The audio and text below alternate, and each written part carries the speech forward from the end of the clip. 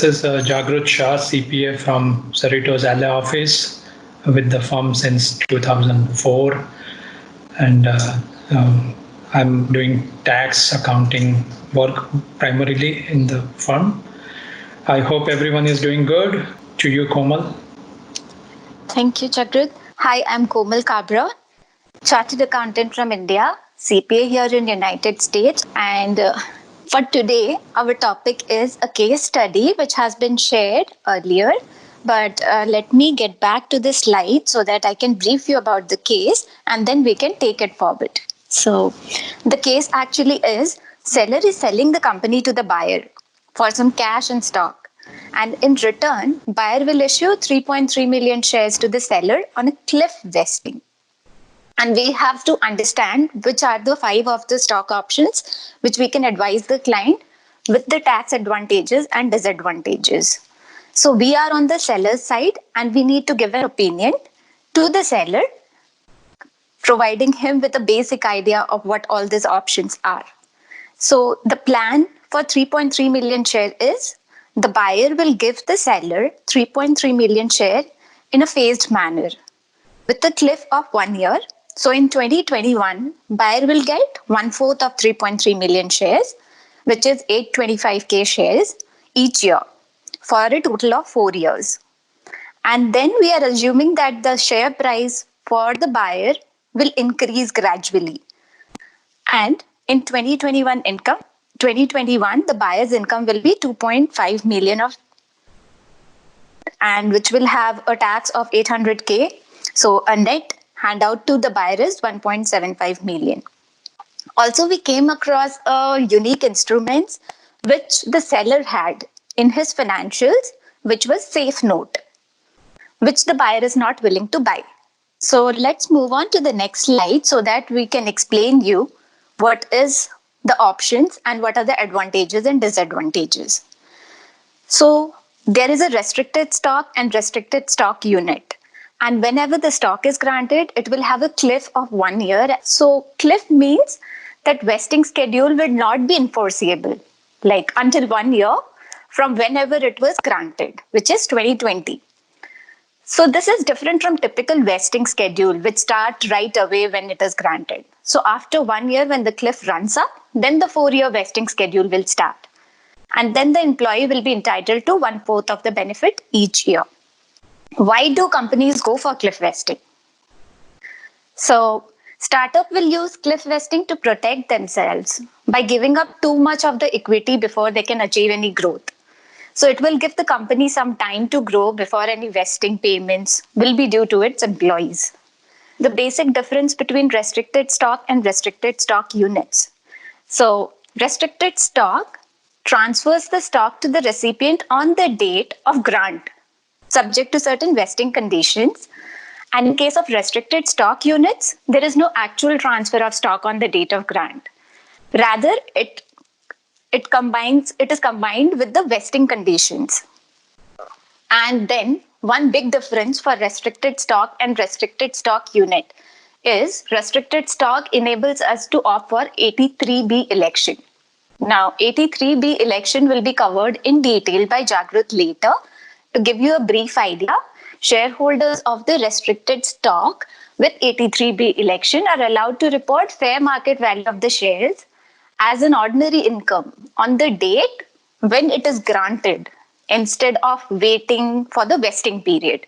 And this 83B election is not available for restricted stock units. And 83B election should be made within 30 days of the date when the security is granted. Similarly, so when 83B election is made, on the date of grant, you will be taxed on the ordinary income on fair market value of the restricted stock. And when we sell the stock, it will be a capital gain and loss. And if we do not offer 83B election, then we will be taxed on the ordinary income tax on the vesting date at the fair market value. And on the sale date, you will have a capital gain or loss. Whereas in case of restricted stock units, it is settled in stock. Then on the date the shares are transferred to the recipient, ordinary income will be taxed at fair market value. And on the sale, we will have a capital gain or loss. And similarly, corporate can claim deduction when it is claimed as income in the recipient and they are taxed.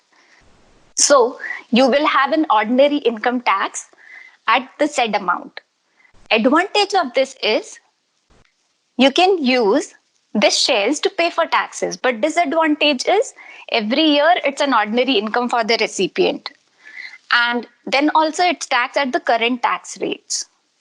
And if we go to restricted stock, in that case, seller, if they elect 83B election, then 3.3 million shares is taxed at ordinary income tax rate at the price of the share on the grant date, which we presumed here as 1.09 per share. So when future vesting happens, there will be no income. And we get to use the price on the grant date, which is an added advantage here. And we are not using the price on the vesting date because if the income increase, your tax rate will also increase when the shares are vested. So advantages of 83B election is that when the shares are ultimately sold, more of the gain is taxed at lower rate because when the company is in the initial phase, they did not grow much. So you are choosing an 83B election, hence the tax rate on that when the company is in the initial phase will lead to an increase in our after tax proceeds. So usually in the event that securities appreciate, we always suggest our client to go for 83B election because it will result in lower tax paid out overall. But there might be a disadvantage if our presumptions turn out to be wrong. So like if the seller leave the company before all the shares become vested, then he will relinquish all the right to the entire stock balance. So even though we have declared and paid tax when the stock was granted, we would have paid tax on the shares that we never received. And there can be another disadvantage too. So once you make an 83B election, it cannot be reversed. So choosing this tax strategy when the value of the company consistently decline is disadvantageous for our seller because you have overpaid the tax by choosing to prepay on a high equity valuation. We have RSU with double trigger vesting. So it is somewhat same like RSU with additional two conditions which need to be satisfied. So those two conditions are time for which we work for a company or a performance. Performance means if there is a change in the control like acquisition happen or an IPO happen. So it is important to note that the vesting may not happen instantly when the company goes for an IPO or when its sale happen. Like for example, if we look at a client RSU agreement and their company was about to issue an IPO, and realized that their share wouldn't be issued until 6 months after the IPO, which means RSU became taxable right around that time that the lockout was expired. So advantage here is it gives you time to plan a massive increase in tax like you owe. You don't get taxed on your accumulated options every year. So you will be taxed on them until the performance trigger is happening. Like here, for example, the performance trigger happens when the IPO happens. So once your double trigger RSU vest, you will have lot of wealth and also you will have to pay a lot more taxes. So it pushes us into a higher tax bracket. So if we have a double trigger vesting and there is a 6 months gap, we can always plan our taxes. We can increase the withholding. So if you are still getting a paycheck from your company, you can lower your withholding allowances to tell the company to withhold more from your paycheck to get your tax payments. And there can be one disadvantage that you will not be able to cash out your RSU for 6 months. Whereas in RSU vesting, each time your share vest, the value is taxed at ordinary income. So you are paying taxes gradually and not at once. As I mentioned, client had this unique instrument, SAFE. So we have a seller who has SAFE in his balance sheet. What is SAFE? It's a simple agreement for future equity, and it was created by Y Combinator, and it's in the Silicon Valley somewhere around 2013. The advantage of SAFE is it allows startups to structure seed investment, and SAFE doesn't have any interest rate or a maturity date. So it's a simple, short 5-page document, and the only negotiable part in SAFE is the valuation cap.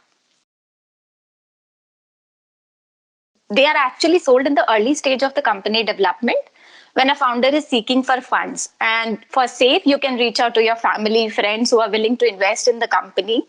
And it simplifies seeking of funds since it does not have any interest or a maturity rate and bare minimum requirement of investing. The only negotiable part, as I mentioned, is the valuation cap, and it converts to equity at a price which is based on that valuation. So if there is a liquidity event before the SAFE conversion, generally the investor preferred to receive a cash payout. In our case study, we had the client which agreed to pay away all the SAFE investors at a 2 times the payment option. So suppose if I have invested in the company 100K, I would get 200K.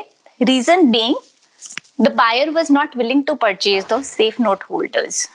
So if the SAFE is not having a clause of interest or maturity, what would you conclude, and where should we reflect the SAFE in the balance sheet? Will it be considered as a debt or will it be considered as an equity? So it can be considered either as a debt or as an equity.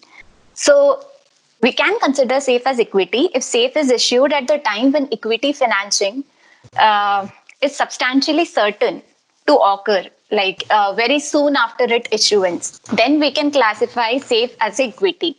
Otherwise, SAFE should be considered as a prepaid forward contract. So generally, the seller of the property after the prepaid forward contract is not treated as selling the property underlying the contract on the date the contract is entered.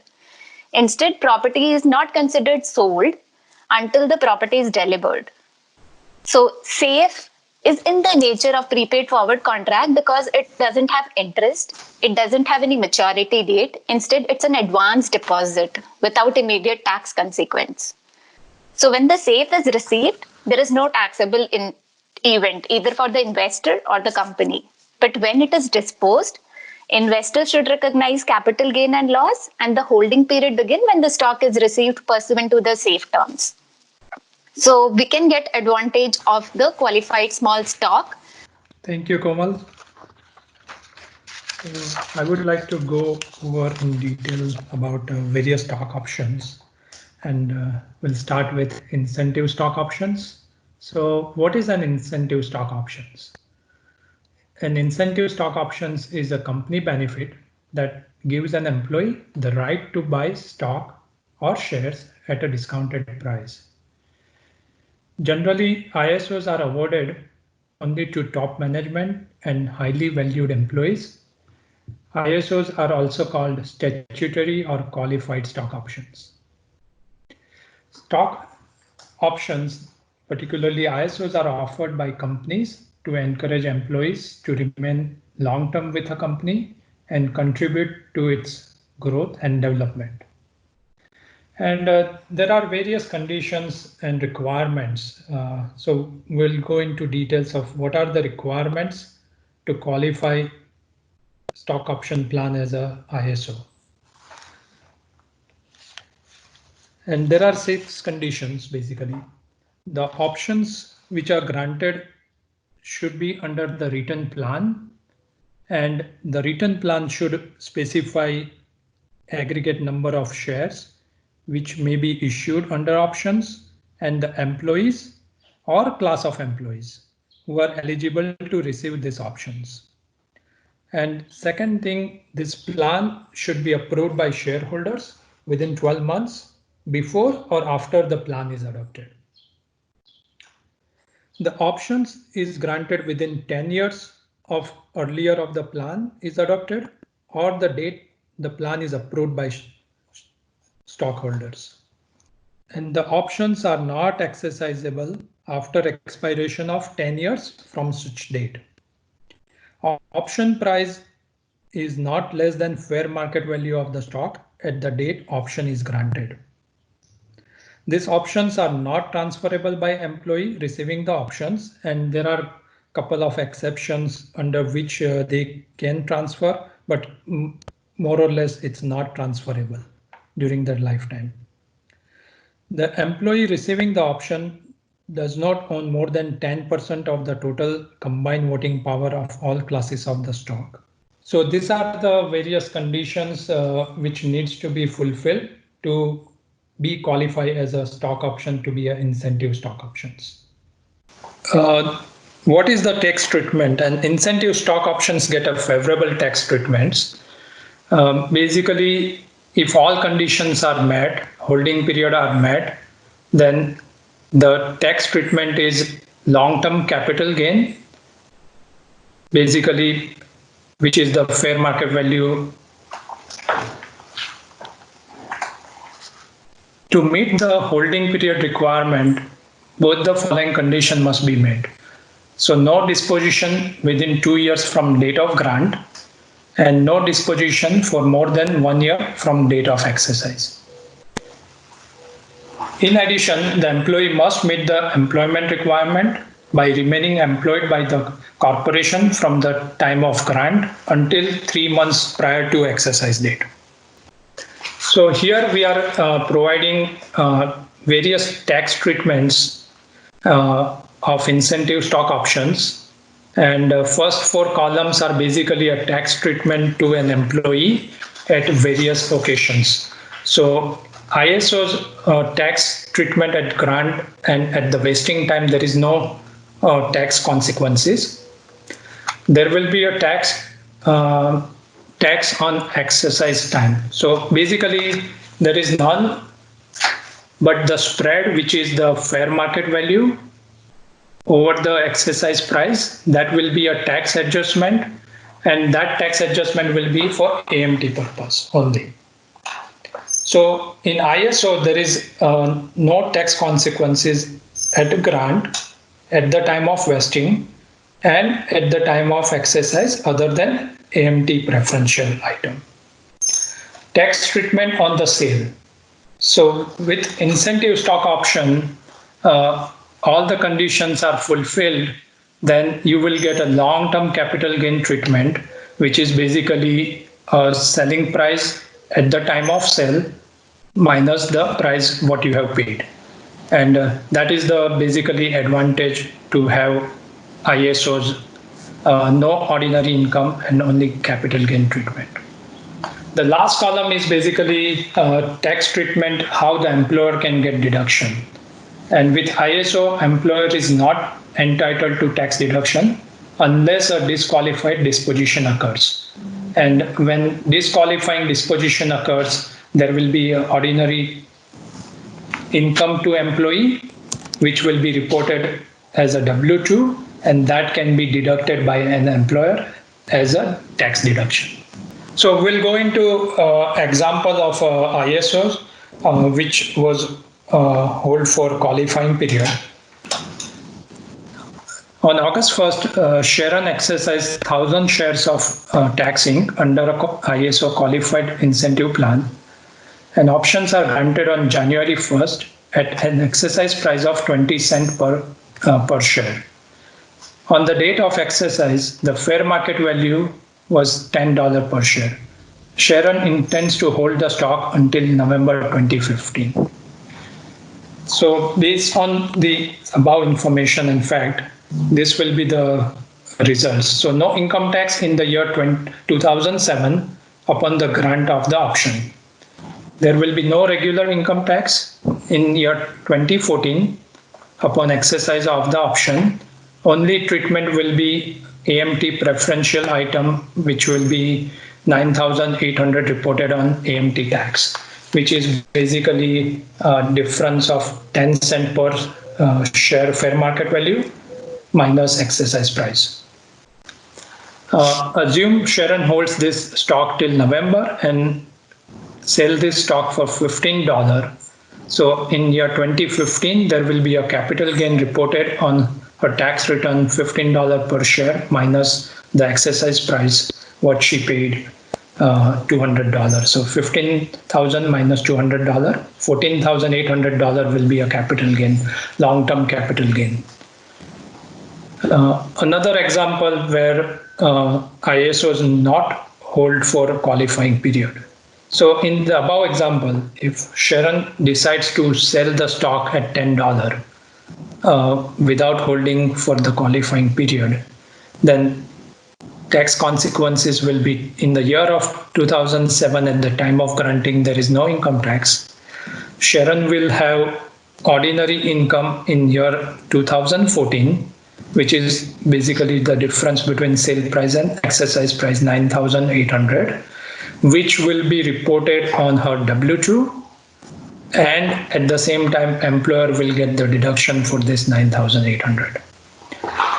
And since it was sold after, there will be no capital gain, since selling price and her basis will be pretty much the same. So another options are non-statutory options. What is a non-statutory options? Non-statutory options are also known as non-qualified stock options.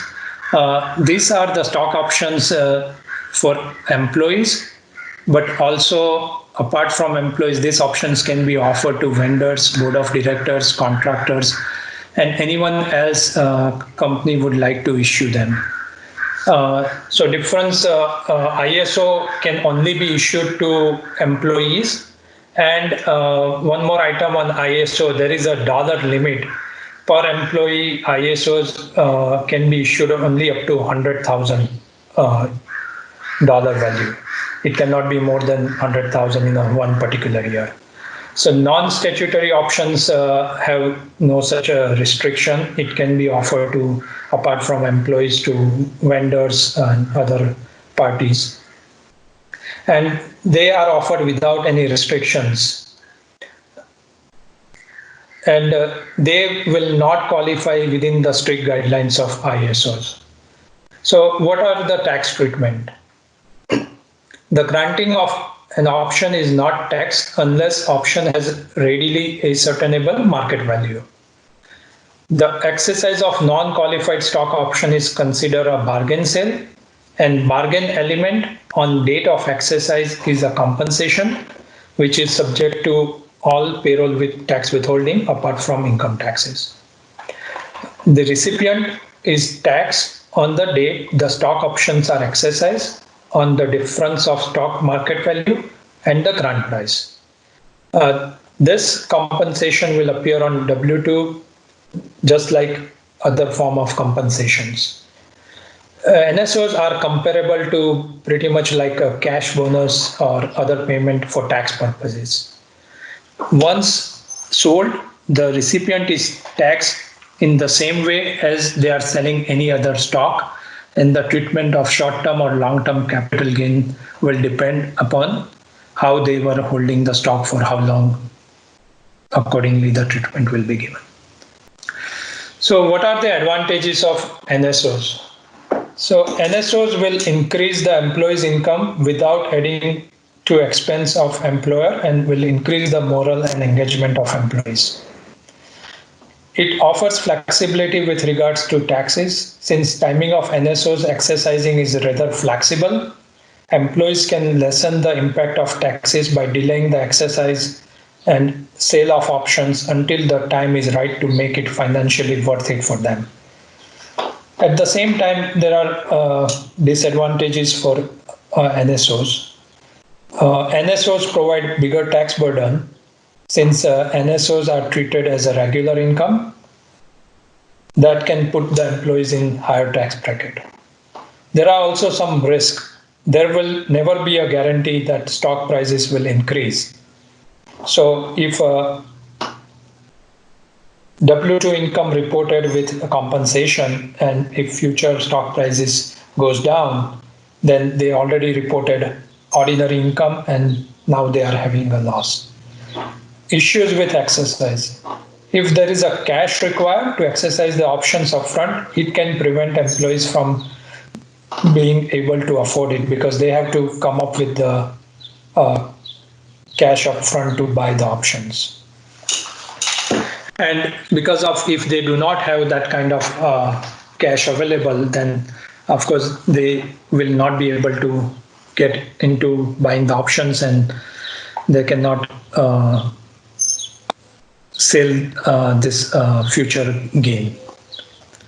So there are various tax treatment at various level of stages of the options. Again, first four columns are mainly for recipient of the NSOs, and last column defines how employer will get the tax benefit or deduction. So in NSOs, there will be no tax at the grant, assuming options do not have readily available fair market value. And this fair market value is generally available only when these options are actively traded on the established market. So most of the time, there will be no tax at the grant. There will be no tax at vesting as well for NSO. Tax on exercise. So there will be an ordinary income and will be taxable as a W-2 on a spread. Spread is basically a fair market excess of fair market value over the exercise price, and which will be reported on W-2 subject to income tax and FICA taxes. Tax on sale of NSOs. Capital gain or loss on difference between the sale price and sum of exercise price plus ordinary income recognized by the employee. So if the selling price is higher than exercise price what employee has paid plus the bargain element what they have reported as ordinary income, sum of that amount will become a basis, and anything higher above that basis will be a capital gain, long term or short term, depending on how long the shares are hold. They are holding the stocks. And at the same time, employer will get tax deduction for the ordinary income recognized by employee, which employee reported on their W-2. So employer get a tax deduction for that portion of the ordinary income. Example of NSO, will go into one of the example of NSO. August 2014, Karen exercised 100 shares of Tax Inc. under NSO plan. The exercise price was $5 per share. Fair market value on the date of exercise was $10. Based on this fact, Karen will have ordinary compensation W-2 income, which will be a $10 fair market value minus $5 exercise price, which is a $500 for 100 shares. So $500 will get reported as ordinary compensation part of W-2, subject to income and payroll tax withholding. Tax Inc. will require to withhold all kind of taxes on $500 and report that on part of W-2. Karen's basis in 100 shares is $1,000, which will be subject to capital gain treatment upon disposition. So $5 Karen paid as exercise price and $5 Karen reported as compensation. 5 plus 5, 10 into 100 shares. That's how $1,000 will become the cost basis. If Karen sells 100 shares and paid $3 commission, then basically she will report $3 short-term capital loss, which is a $10 per share, which is a selling price, into 100 shares, $1,000 minus $3 commission. So she receives $997. Her cost is $1,000 and she has a $3 loss. And if these stocks are sold in 2015 at $15 per share, then Karen will have $500 of capital gain, which is $15 into 100 shares, 1,500 selling price. Her cost is $1,000. So $500, and since stocks were sold like after a year, it will have a capital gain, long-term capital gain treatment. Long-term capital gain are taxed at lower tax rate, basically, versus ordinary income, which is your W-2 income, and short-term capital gain are get taxed at higher tax rate. Okay. So now we will move into 83B election. So what is 83B election? 83B election is a provision under the IRC code which provides an employee an option to pay a tax on total fair market value of restricted stock at the time of grant. So basically, IRS allows you to make that election, and they will allow you to recognize the gain by doing this election on your substantially non-vested property and pay a tax on such gain at very initial stage. As mentioned by Komal earlier, when companies in initial stage, the value grant price is lower. At that time, if you make this particular election, you lock in, you agree to pay the tax on recognizing the income earlier, and from that particular day onwards, you are building your case for long-term capital gain, assuming the prices of the stock of the company will increase in the future. Such election needs to be made within 30 days of transfer of the property, and once such election is made, it is irrevocable.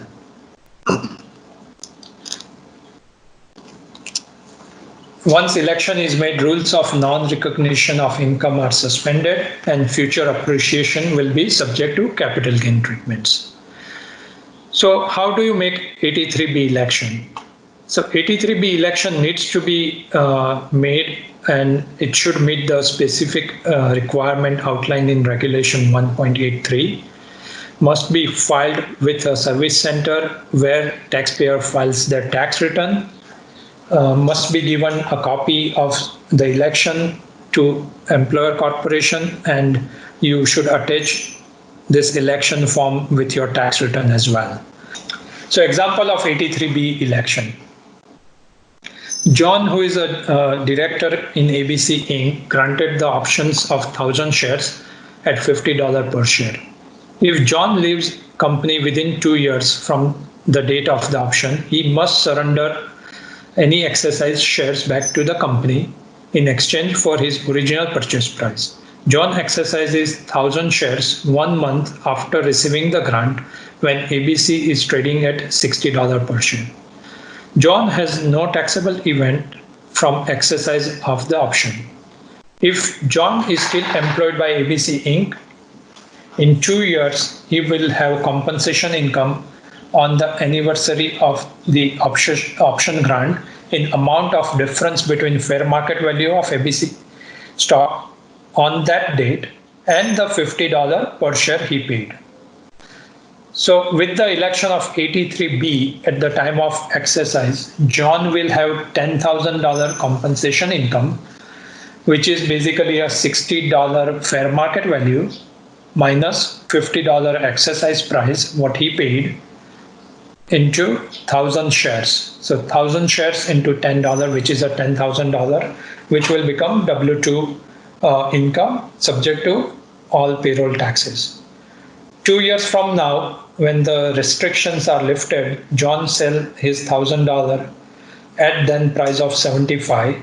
So John will have long-term capital gain in amount of 15,000, which is $75 fair market value, and his basis, which is $50 exercise price he paid plus $10 compensation income he reported, which adds up to 60. 75 minus 60 for 1,000 shares, $15,000. So without 83B election, John would have paid tax on ordinary income of 25,000. So if John do not make this election, then fair market value 75 and he paid exercise price 50. Difference is $25 into 1,000 shares. So $25,000, which is the ordinary income part of W-2 if this particular 83B election is not made by John. And if John has made this election, then same $25,000 of income gets split into two parts. One is a $10,000, which will become ordinary income as a W-2, and remaining 15,000 as a long-term capital gain. So overall, John will have lower tax liability with the election of 83B in the above example. So reasons to make an 83B election. 83B election makes the most sense when the elector is sure that value of the shares are going to increase over the future years. And also the amount of income reported is small at the time of grant. And many companies we have seen at the time of grant with startups, this value are very, very small values. So it makes more sense to do 83B election, make the non-vested property as a vesting and recognize the income at early stage, especially when there is a lot of potential of increasing stock prices in the future. In the reverse scenario, where 83B election was triggered, and if equity value falls or company files for bankruptcy, then it will not work because the employee have overpaid taxes on their ordinary income, and this election is irrevocable. There will be no future increase in value because of this company filing bankruptcy, or they are worthless. And IRS does not allow to claim overpayment of these taxes if you have done 83B election.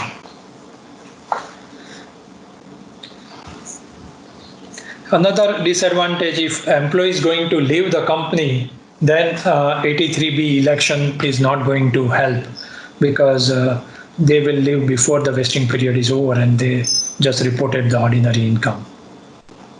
So a couple of reasons not to do 83B election versus benefit of doing 83B election we have seen via above example of John. So now we go to new election 83I. So what is 83I election? So 83I is a new election you can make, and it applies to stocks attributed or options exercise RSU settled after December 31st, 2017. 83I allows you to defer your taxes for 5 years, and a company has to allow this kind of election and inform their employee that this election can be done. And once you would like to do 83I election, you cannot do 83B election. So 83B election and 83I election are mutually exclusive. You can do either of one. You cannot do both. And 83I election has no effect on your FICA payroll taxes. How to make this election? So employer are required to provide notice to their employees that they are eligible to do 83I election at the time the employee's rights to qualified stock is substantially vested, and income attributable to stock would first be includable absent an 83I election. 83I elections are made in very similar manner to 83B, and it needs to be done within 30 days of the options are exercisable and no longer subject to vesting. Employee must file 83I election form with IRS Service Center with certified mail where they file their tax return. And to be valid, employer must hold employees' shares in escrow for 5 years until the end of deferral period, as well as withholding taxes on the income that is recognized by employee at the end of the deferral period.